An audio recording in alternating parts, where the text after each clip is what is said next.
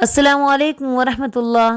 آج میں آپ کے سامنے حضرت عمر فاروق رضی اللہ تعالیٰ عنہ کے ایمان لانے کا واقعہ بیان کروں گی۔ حضرت عمر فاروق رضی اللہ تعالیٰ عنہ جس قدر اسلام کی شان تھے، اسی طرح ایمان لانے سے پہلے کفر کی شان ہوا کرتے تھے۔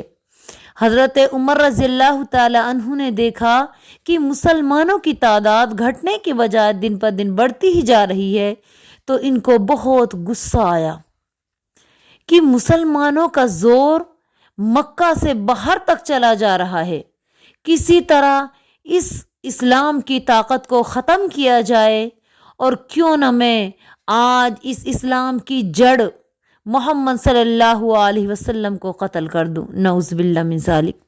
حضرت عمر فاروق رضی اللہ تعالی عنہ نے اپنی ننگی تلوار اٹھائی، کندھے پہ تلوار ٹانکی، اور محمد صلی اللہ علیہ وسلم کے قتل کے ارادے سے مکہ کی گلیوں میں چلنے لگے۔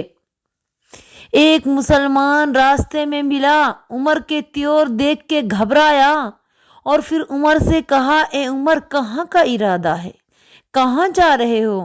حضرت عمر نے کہا کہ اے انسان، آج تو میں اسلام کی جڑ کو خاتمہ کرنے کے لیے جا رہا ہوں، آج تو میں اسلام کی جڑ محمد کا قتل کر کے ہی رہوں گا۔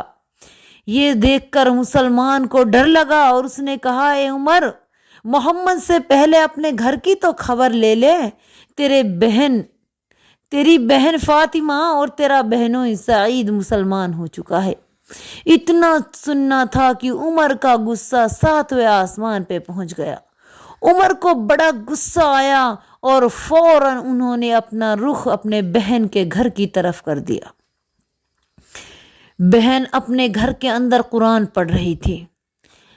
جیسے ہی عمر نے دروازہ کھٹکھٹایا، بہن نے دروازہ کھولا۔ عمر نے پوچھا، بہن کیا پڑھ رہی تھی؟ حضرت فاطمہ نے جواب دیا، کچھ نہیں۔ کہا، مجھے بتاؤ، میں نے سنا ہے تم نے اپنے باپ دادا کا دین چھوڑ دیا ہے، تم نے اسلام دھرم کو قبول کر لیا ہے، مجھے بتاؤ۔ یہ کہہ کے حضرت عمر اپنے بہنوئی سعید کو مارنے لگے۔ اس قدر مارا کہ لہو لہان ہو گئے۔ بہن سے رہا نہ گیا۔ بہن اپنے شوہر کو چھڑانے کے لیے گئی تو عمر نے اپنی بہن فاطمہ کو بھی اسی قدر مارا کہ حضرت فاطمہ لہو لہان ہو گئی۔ بہن نے جل کر کہا، عمر، جو چاہو کر لو، اب تو ایمان ہمارے دلوں میں گھر کر چکا ہے۔ بہن بولی، عمر، ہم کو اگر تو مار بھی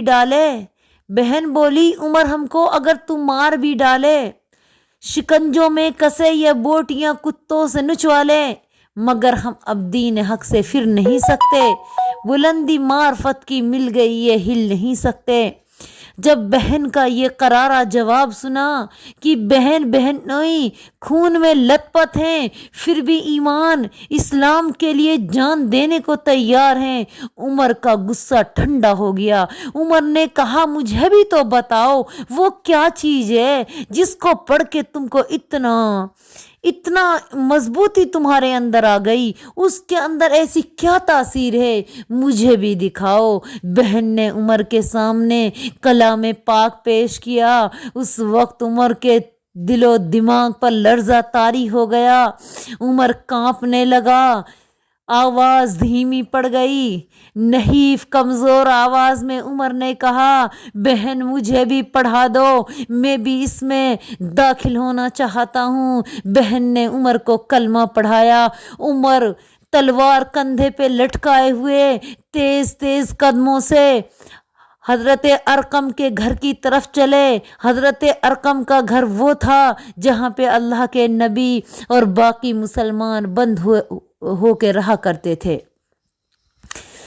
عمر کے قدموں کی آہٹ سنی تو اللہ کے نبی کے چچا حضرت حمزہ نے دروازے سے جھانک کے دیکھا کہ عمر آ رہے ہیں۔ اللہ کے نبی سے کہا کہ اے محمد صلی اللہ علیہ وسلم، عمر آ رہا ہے اور لگتا ہے ان کا ارادہ بھی غلط ہے، کیونکہ ان کے کاندھوں پہ ننگی تلوار ٹکی ہوئی ہے۔ اللہ کے نبی نے فرمایا، اے میرے چچا، آپ پیچھے ہٹ جائیے اور مجھے دروازہ کھولنے دیجیے۔ لیے اگر عمر اچھے ارادے سے آیا ہے تو خیر ہے، اگر اس کا ارادہ غلط ہے تو آج اسی کی تلوار سے میں اس کی گردن اڑا دوں گا۔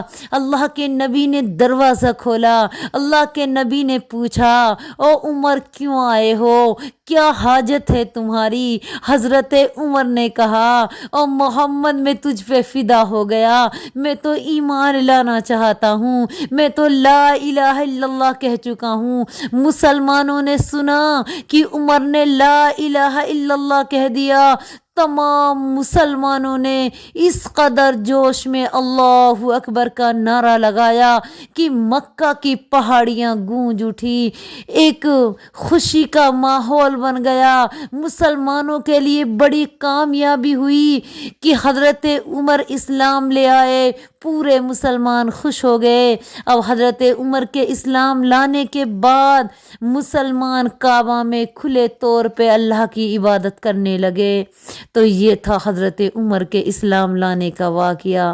اللہ تعالیٰ جب کسی کو ہدایت دیتا ہے تو پھر کوئی اس کو روک نہیں سکتا۔ وہ جو مٹانے کو چلا تھا وہ خود اپنی ہستی مٹا بیٹھا، خود اس پہ قربان ہو گیا۔ اللہ پاک اسلام کے اندر یہ تاثیر تو اب بھی سلامت رکھ، ہم کو ایسے ہی مسلمان بنا دے کہ جو ہمارے اخلاق، عادت و اطوار کو دیکھے وہ اس اسلام پہ فدا ہو جائے۔ آمین۔ السلام علیکم ورحمۃ اللہ وبرکاتہ۔